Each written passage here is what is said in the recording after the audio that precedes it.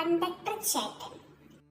Hello guys, ഞാനിപ്പോൾ വന്നിട്ടുള്ളത് വളരെ ഇമ്പോർട്ടൻ്റ് ആയിട്ടൊരു കാര്യം പറയാനാണ്.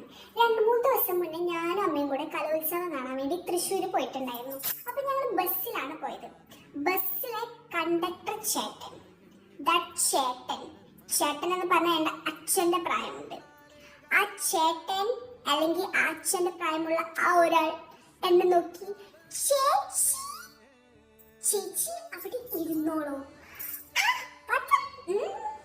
എന്താണ് ബ്രോ, താങ്കൾക്ക് എന്നെ കണ്ടിട്ട് ചേച്ചി എന്ന് വിളിക്കാൻ തോന്നുന്നുണ്ടോ?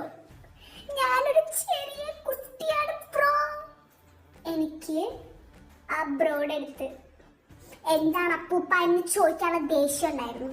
പക്ഷെ ഞാൻ ചോദിച്ചില്ല. I don't know why. ഇനി എന്നെ എങ്ങാനും കയറി ചേച്ചി എന്ന് വിളിച്ചാലുണ്ടല്ലോ, തന്നെ കയറി ഞാൻ അപ്പൂപ്പ എന്ന് വിളിക്കും.